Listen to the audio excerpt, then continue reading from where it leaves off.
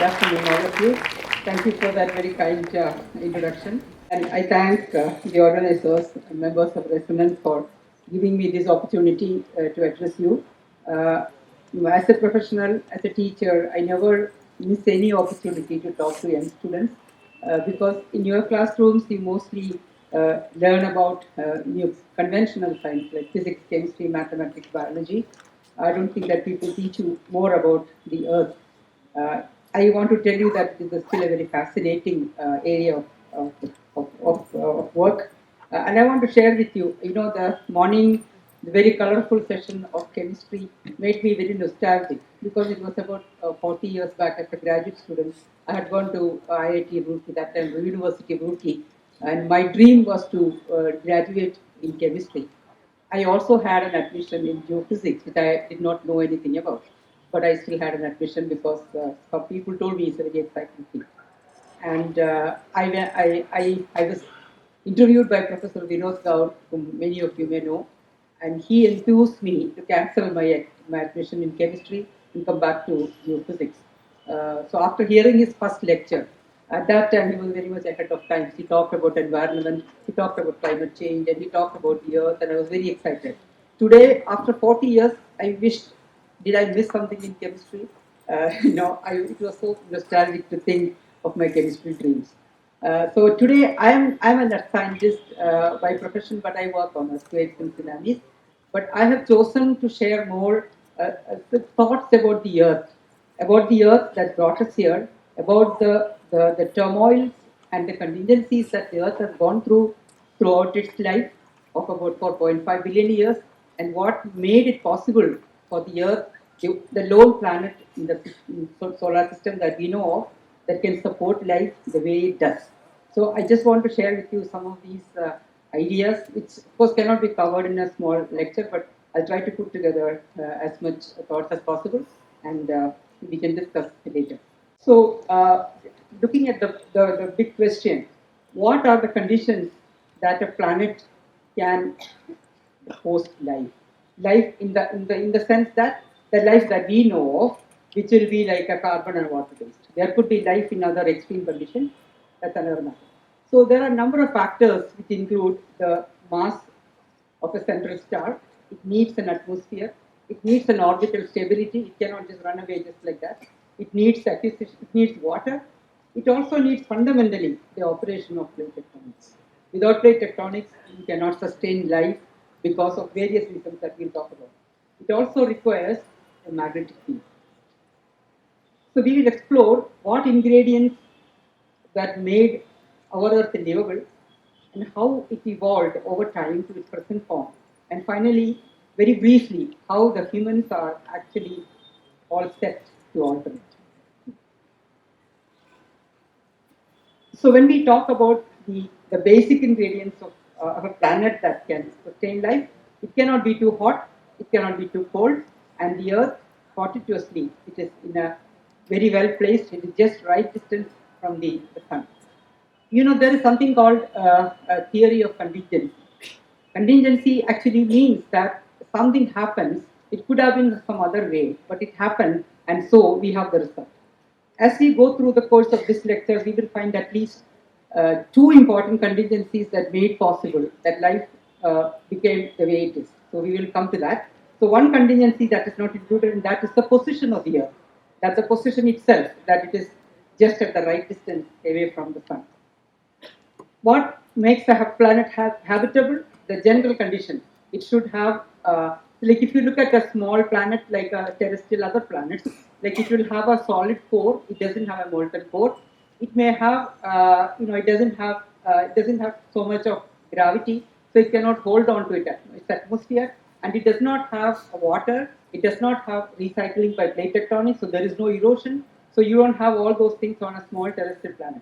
When you come to the large terrestrial planet like the Earth, which is also well placed as with a distance, it has got a warm and convecting interior. It has got, where is the heat coming from? The heat is coming from the radioactive decay.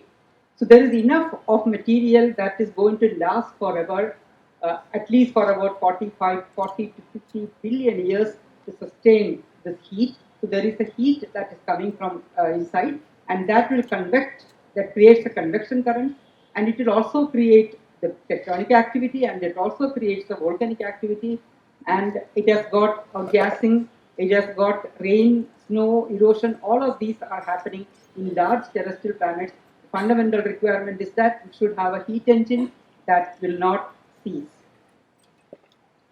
in the near future. What makes a planet habitable? It is that you have the sun, and you have planets which are, if you look at distances closest to the sun, they're warm surfaces. There is no ocean, there is no rain, no snow, no ice, no less erosion, and it's a hot atmosphere. So whatever is water, even water formed from the sun as the explosion, the cosmic event, but water escaped because of the heat. On planet like Earth, it has got moderate temperature, it has got its own oceans, rains, snow and ice, and more erosion that recycles material. If you go to a planet that's very far away from the sun, this is NASA's image of a planet that is cool, it is covered with snow, there is no rain, no rain, and there is much less erosion. So this is the way the planets would, that again the idea that the planet is hospitable, habitable. So what makes the planet, any planet habitable? It has to be the right distance. It has to be protected from the harmful solar radiation. That is a magnetic field that does that. It is kept. It has to be kept. It has to have an insulating atmosphere, and it should have the right chemical ingredients that like water, carbon, etc. So the processes that shape the Earth, it has continued for a long time, and there is always a recycling that is due to the tectonic activity. So these are the differences that make the Earth kind of different.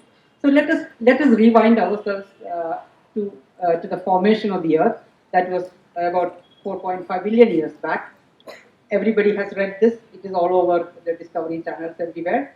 That the Earth formed from a cosmic, from a gaseous explosion about 4.5 or 4.6 billion years ago, and from that you had the planetoids, and they started forming different planets, and they accumulated and they formed a the whole very solar system. And when the Earth formed, it was a young, steaming, hot, young Earth, which of course was very different from what you can see today. Now, talking about the contingencies of what made Earth hospitable, what made life possible on the Earth the way it is today, that the first contingency happened in 50 million years after the Earth was formed. After the 50 million years after the Earth was formed, impactor, that is actually the size of the planet Moon, planet Mars actually, it came and hit the Earth. And what happened is a lot of mass got scooped out of the Moon, out of the Earth, and it formed, it assimilated together, and it became what we call the Moon. So 50 years later, the impactor scooped out material from the Earth, and it formed another small planet, that is the Moon, that is orbiting around us. So what happened in the process? That the Earth lost, it tilted, it created a small tilt, and now it has developed the Earth Moon system. So it has got the first contingency. Now you have to tell me why it is a contingency. We'll come to that. So what happened here? Because of this, you have a because of the gravity of the Moon, you have the obliquity, and you have the seasons, and we generated the Moon, the Earth Moon system. Now we are talking about evolution of life on the Earth. So I have a question here for you.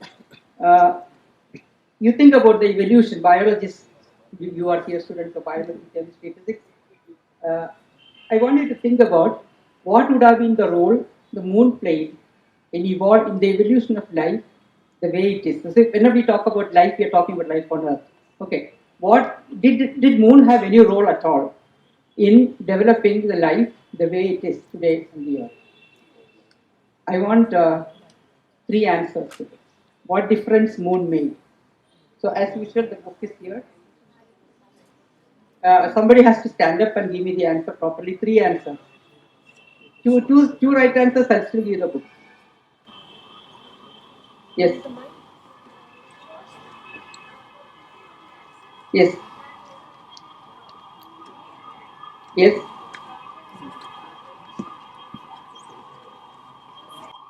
No, no, no, no. No. Tilting did not give rise to day and night. Tilting, tilting, it would have still had day and night. What did the moon do to us? Okay, so how did it help the life?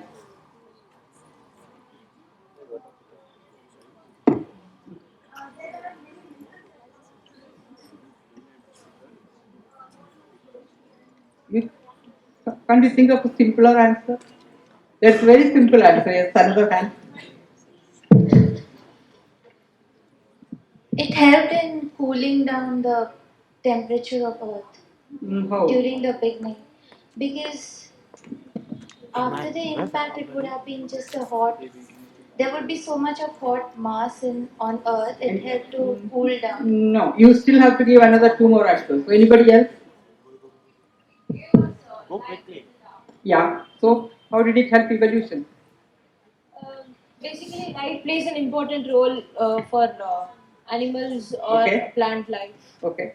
So, yeah. Just one more, at least one more. And that was.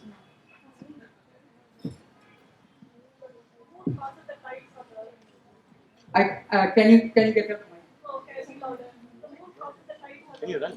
Yeah. So what happened to the life? That's how the ocean life came to. Exactly. So you get the book. You came to that answer. So I will skip the. I will tell you the. I asked this question to my undergraduate students who are taking a course on Earth and environment. The idea of that course was to introduce the process of Earth to young students. So I gave this question at the end of my class. It was 12:55. I said, you had to give me three answers. So I said, you can come back next class and tell. So young students like you are never they are impatient. They don't know I have the answer right now. Why should I wait for 2 days? Okay, you tell me the answer. So the first answer was there is a tide, and because of the tide, the animals come to the land, and they adapt to sea and land. So they become they finally decided to stay on land. One. Okay. Next one. Next one was like she said there was night, day and night. So night animals, nocturnal animals could feed because there is a light in the night. So there is a stream of animals that evolved over the time. Okay, that was good enough for an undergraduate student who has never taken a course in earth science. So I still wanted to pull in. So I said, what about the third one? I asked you to come back tomorrow. Why are you talking today? So third one, there are no romantic songs like Chand Mera Dil. You know what we would do without those Chand? So I thought that was very interesting question, interesting answer.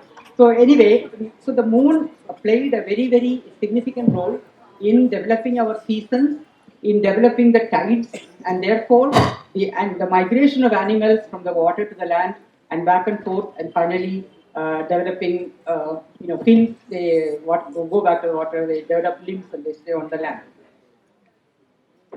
Okay, so there are seasons, and there's night and day and night cycles. All those things became possible because of the moon. And now we need other ingredients. We need water, we need atmosphere, we need the movement of plates, we need recycling of carbon, we need a lot of things more. So as soon as the earth formed, it was still a boiling mass, it was very warm, and it was slowly going to cool. And then comes the impact. See, that moon impact also created a lot of turbulence within the earth system. So it started moving up magma. So there was another series of volcanism. So just after it was impacted by this, it churned up the magma chambers and started mobilizing volcanism. So you had more volcanism. The volcanism brought out lighter elements of from the interior, and it also released a lot of water. It also released several gases. Of course, the water was going to escape because it is too hot. And now the primordial atmosphere, if you look at the primordial atmosphere, was full of poisonous gases. There is, that hydrogen, ammonia, hydrogen, methane, water vapor, all of these things were there. There was particularly these are all artists' perceptions of how the Earth might have looked at. looked like several years, billions of years back. There are many people who make a living out of making these drawings of how the dinosaurs look like, how the fossils look like. We have not seen any of them. So this is how they will make these images. So this is how the atmosphere looked like. So we had very little water. We had a lot of volcanoes, and the volcanoes were emitting a lot of poisonous gases. So the atmosphere was not congenial for life. So the early atmosphere, there was no oxygen at all. With large influx of water vapor, the earth started cooling, and slowly, the ocean started forming. There were no big oceans like you see Pacific Ocean or Atlantic Ocean. There were nothing like that. So then there were small pools of water here and there, and they were mostly reducing kind of environment. So this is the early atmosphere, and then there is early water. So there is a period called the, in geological aging, there is something called Hadean. And Hadean time, again, another artist has done this. You can see that these are small pools of water here, and some kind of a topography. And then you will see these volcanoes, and then very bad atmosphere, very poisonous gases. So this is called the dark age in geology. That we don't know actually anything about this period because we don't have any fossil evidence. We don't have any life. We have nothing. And a lot of this thing gets recycled, so we don't really have any evidence of what was actually happening. So then slowly, the important point is that slowly it was going to cool, and these water bodies are going to remain there, and also the atmosphere is slowly going to evolve. There is still no oxygen, so no ozone, and there is still no magnetic field. The magnetic field has not evolved. So there is ultraviolet radiation coming to the earth. The life cannot survive here. So there are a lot of these problems, and slowly, around 2.5 billion years or so after the Earth formed, the magnetic field evolved. And interestingly, it was also at the same time that there was a massive production of oxygen, and that is actually called the Great Oxidation Event of the Earth. So that is around 2.5 billion years after the Earth was formed. So someone should ask me, how do I know these dates? How do we know the age of the Earth? How do we know the age of the Earth? Carbon dating cannot be done. What is the half-life of carbon? Carbon, you can do it only for recent. You have to use isotopes of like strontium, lead, those isotopes. So it's called radiocarbon dating, but not exactly carbon. Okay, it is called radiometric dating. So you use these minerals. Like if you take a rock from moon and you date it, you will get a date of about 4.6 billion years. Okay, if you take oldest rock from the earth, is dated to be, it is actually a mineral called zircon. They date it, and they date it as 4.5 billion years.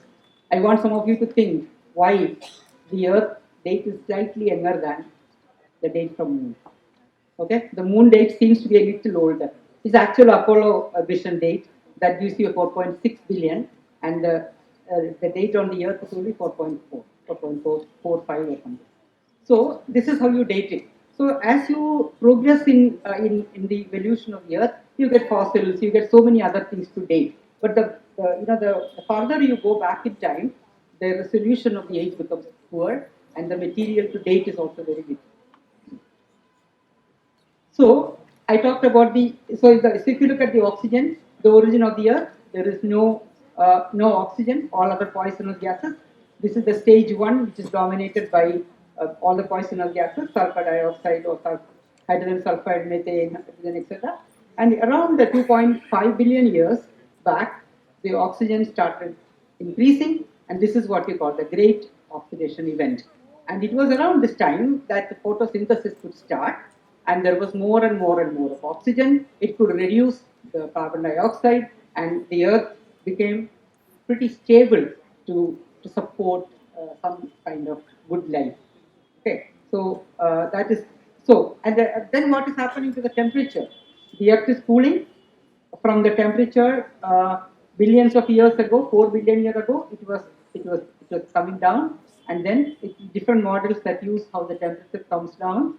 It reaches to our normalized today's temperature, and the water. Now we have a lot of water, and still meteorites are bombarding us, and the oceans are falling because I said the temperature is dropping, water is not evaporating. And here is an artist who has drawn the moon very close to the ocean. I want you to think about also that why did the artist draw the moon so close to the earth? The moon was actually very close to the earth. The moon is getting away slowly. Read any physics book and it will tell you why the moon is drifting away. Because of the rotation time of the earth and the moon are different. So the moon is slowly escaping away from us. Okay, so that is the artist has drawn it nicely with a beautiful moon rising or setting on the surface. Then we have so now we have the water. Now the stage is set for, the ocean has developed, the earth has cooled, and there is a lot of water coming from, the volcanic process. Also, meteorites bringing a lot of water. So there is water is there, atmosphere has become better, oxygen has come, and you also have, the oxygen has come, the atmosphere is there, and water is also there. Now you also need a structure for the earth. So as the earth started cooling, what happened is many of these heavier materials started descending down into the interior of the earth, and they formed what we call the core. So the iron and nickel they formed the heavier part of the earth. They started getting into the core and they made the core, and slowly the structure of the earth evolved. It actually stratified geochemically and also thermally and elastic, even the elastic properties. So all the properties played together to develop all these different layers. And you might ask me who told us about all these, that it's exactly 2900. This is the science of seismology, that we use the physics of the waves propagating through the earth to calculate exactly what is the different layers, which is actually about the density changes which are caused by the minerals.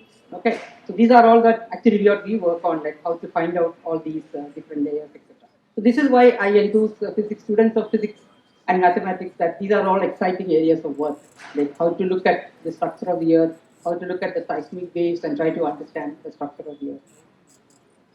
So we now have a structure where you have different, well differentiated earth. We have an interior of the core, dense iron and nickel. Then we have the top layer of about 40 to 77 to 40 kilometer thick crust, which is where all our activities take place. And below that is your mantle. So the crust, mantle, and the core are differentiated by the mineral composition and also because of the density, the mineral composition, temperature, all those properties.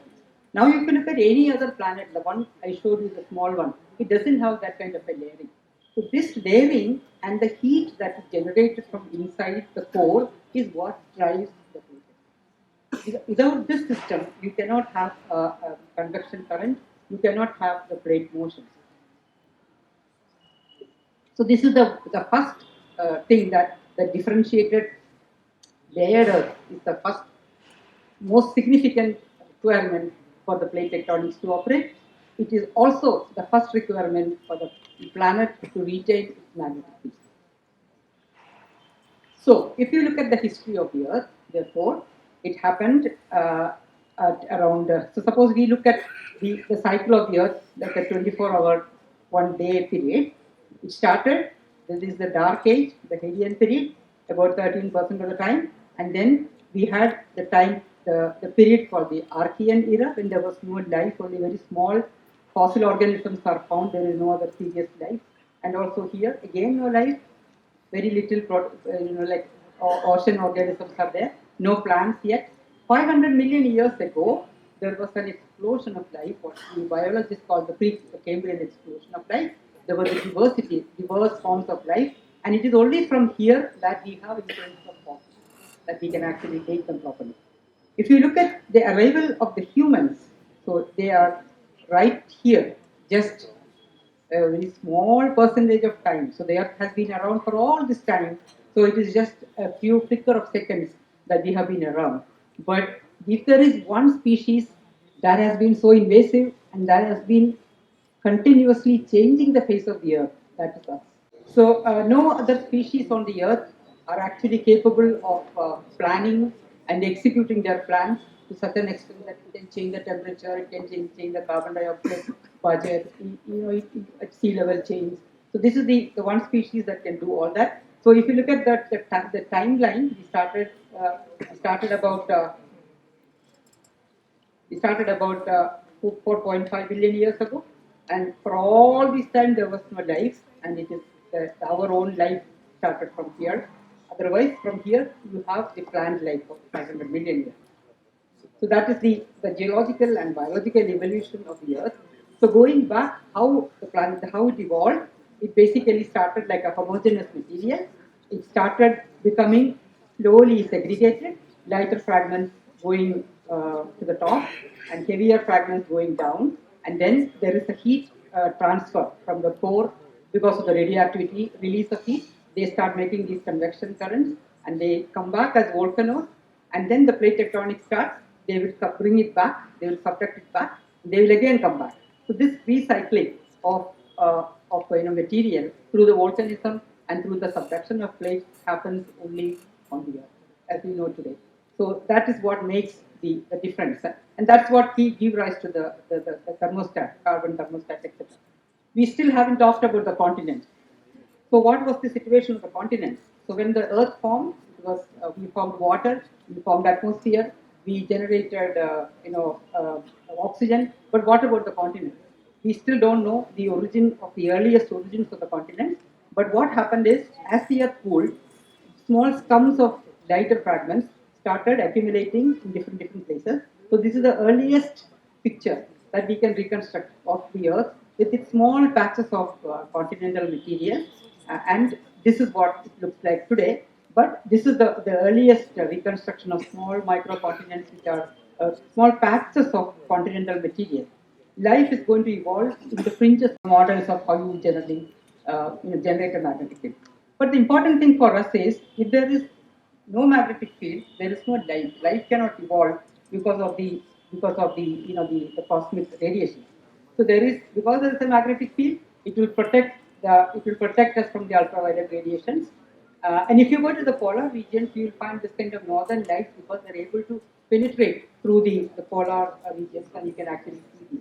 These ways, there are a lot of discussions. If you see the papers, they talk about how the magnetic field is doing something very funny, and even the northern lights have changed their pattern because the magnetic field is doing something absolutely weird. They also reverse, as you must have studied in physics. They also reverse itself. That is, the north becomes south and south becomes north. Then there is also the onset of plate tectonics. So that's the most important thing for us. So you know that if you see this jigsaw puzzle that you must have studied in geography, that you can put together the continental part of South America and Africa together, and they also found fossils of animals who could not actually cross over to the ocean. So the idea of continental drift and plate tectonics came by. See, at times, geophysics and seismology, these are already young fields. So the idea of plate tectonics came up in 1960s after people did a lot of ocean surveys. So the idea that the plates were moving, that also was established. How does it happen? It is again the ability of the Earth to produce heat, and then they create oceans by diverging plates, what we call divergent boundaries, and that is how you create oceans. So if you put South America and Africa together, 200 million years ago, they will be together and there will be no ocean. So this is the what is happening in 200 million years. They will get separated, they will have oceans, and once they come across another plate, they will subduct. These are the places where you will get earthquakes, and these are particularly the places where you will get earthquakes that generate tsunami because they are very close to the ocean. So this is the onset of plate tectonics that was very important for the dynamic evolution of the Earth. So, if one doesn't have to always believe what we just say, these are actually now being imaged. The seismologists have the ability to image all this, because here you have a cold slab subducting that is going to give you a different density. Here it is separating, that is separation, and ocean is forming. Here they are subducting and using seismic waves. This will give you a different velocity than this. There is something science of tomography. So you can actually map all this. So what is different about that? The point I want to make is, this fellow gets subducted, and this will join this mess, and it will get recycled.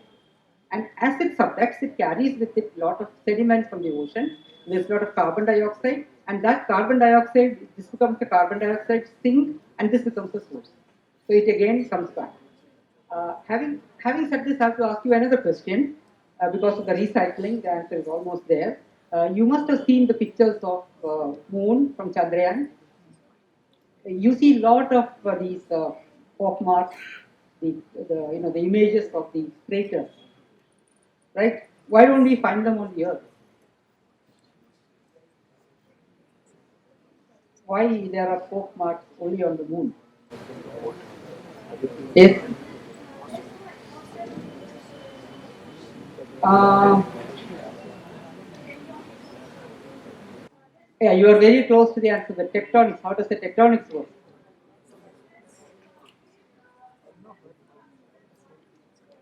Mm-hmm. Yeah. Just single word, that is recycling. Very good. Excellent. So that is on the surface of the earth, and I said the ocean is only 200 million. The plate is only 200 million, whereas what we have here, I said it could be 3.5 billion, because these are continents. On the earth, they are already continents. You can't subtract them because they are very light. But on the ocean, this already gone. And that same thing, the age of the moon and the age of the earth, because we keep on recycling.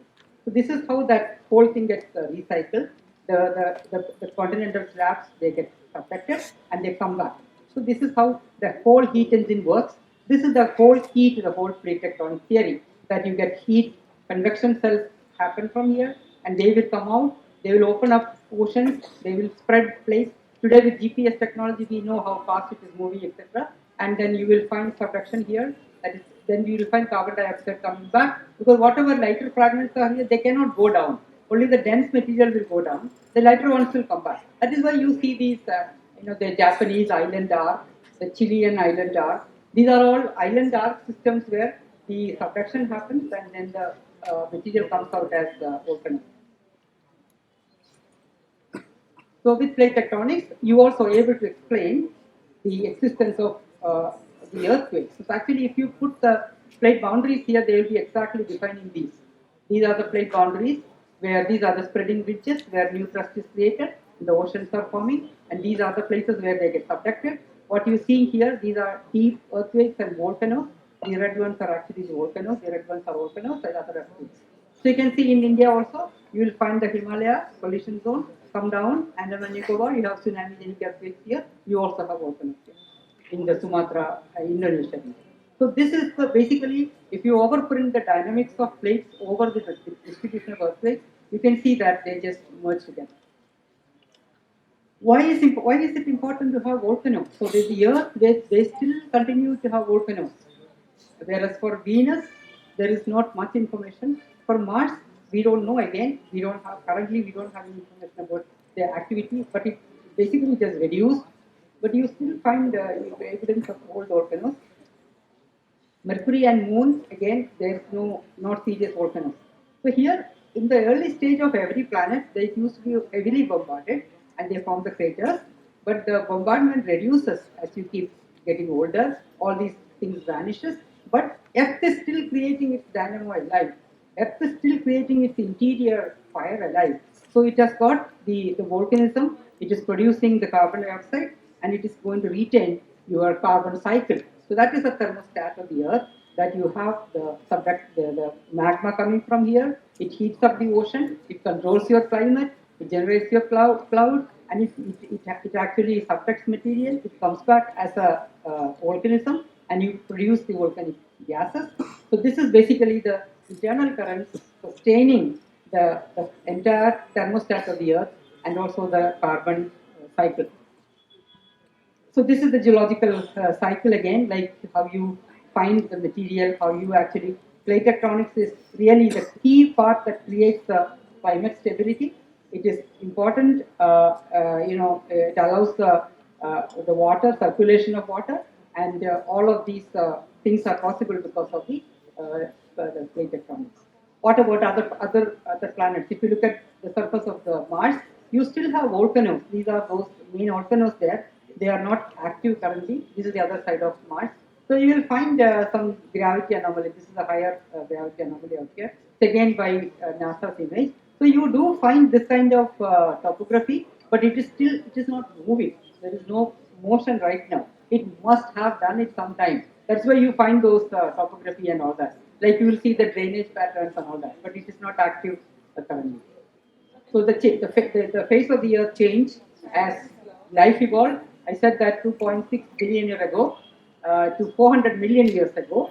The, again, an artist creation, the Smithsonian illustration that talks about how there were mostly fern-like growth and small water bodies started developing, and also the atmosphere came, and also the magnetic field came. Oxygen was there, photosynthesis was there. Everything looked very good, and you will find evidence of material like what we call the banded iron formation. These are actually the cyanobacteria that learn how to photosynthesize, and you will find this magnetic iron oxides, which are part of today. It is considered to be a big resource of the iron manganese rich material. So we have evidence for all this, and of course, 500 million years ago, life was still in this kind of form, and they were just going to visit the land. They leave all these are all fossils actually. They will leave these marks and go back. There were no permanent residents. They will just come and go around 500 million years ago. Slowly, they started migrating to the land, and they started around 300 million years ago. You have deep-rooted big trees and things like that. You need soil formation, tectonism. So you generate tall trees which can actually anchor itself with deep root systems. So all that happened around 300 to 400 million years ago, and they have left. How do we know these things? They leave these imprints of what we call the fossils. There is no organic matter in this; it's only the imprint. So you will find all these kind of material. How the this is about Devonian period, about 471 million years ago. The plant life around that kind. So life evolved, and life also moved slowly to from the water to the land. The amphibians came, and how do geologists know these things? They will develop what we call a. This is like a kids version of the fossil record, just to illustrate how there were no life in the early days, and then we had all these other organisms for which we have the imprints, and then it comes here. Birds come, animals come, trees come, all this come, and then you have the humans. So this is how the geologic time scale is made. So people look at all this to understand.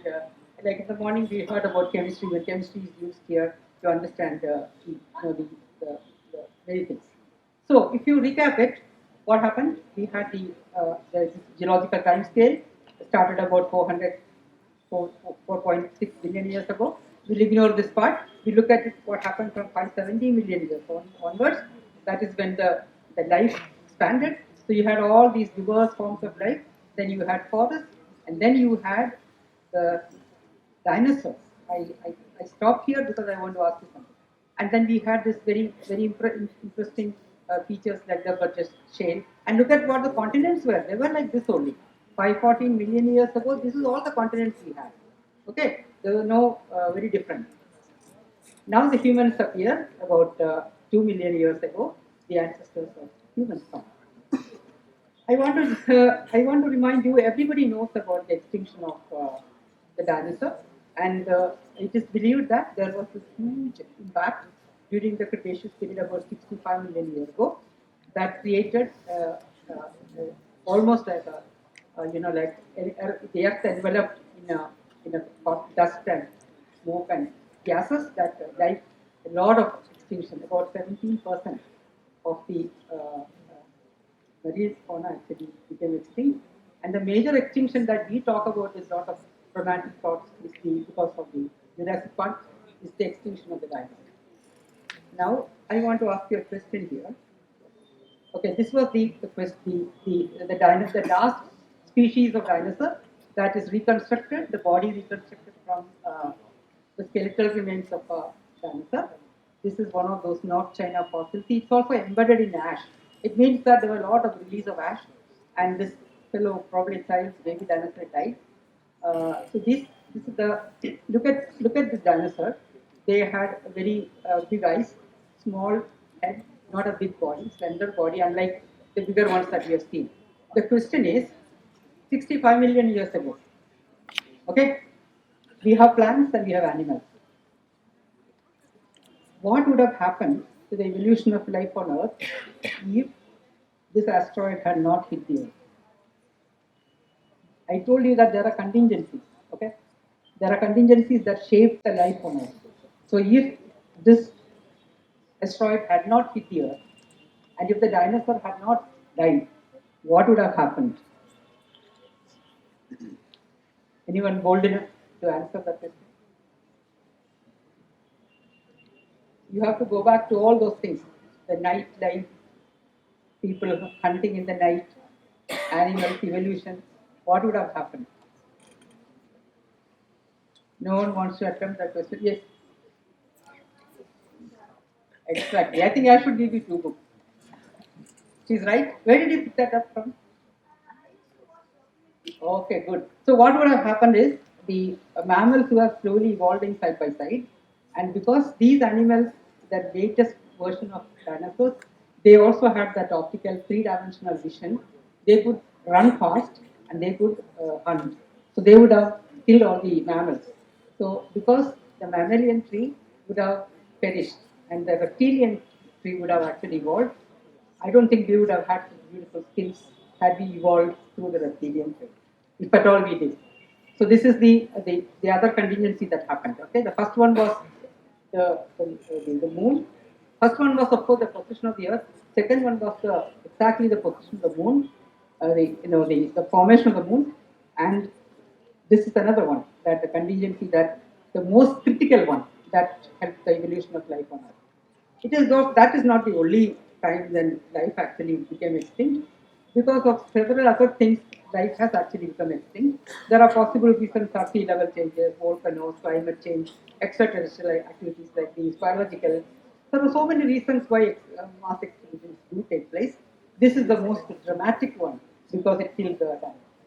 And then slowly around 200 million years ago, the humans evolved and they started now dominating the scene.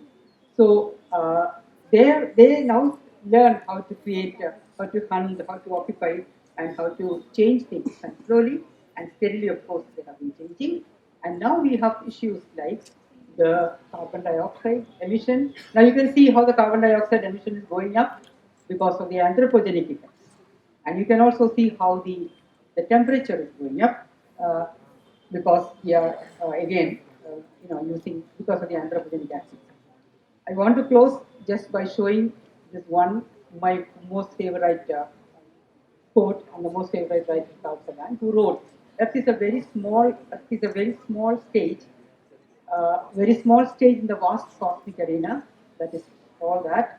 Our posturings, our image self-importance, which most of us do have, the delusion that we have some privileged position in the universe. In fact, people seem to think that they have a privileged position anywhere, the universe or in a nation or parliament or anywhere. Are challenged at this point of pale light by this point of pale blue light. Preserve and cherish the pale blue dot, the only home we have ever known. So I'll stop with this quote and thank you so much.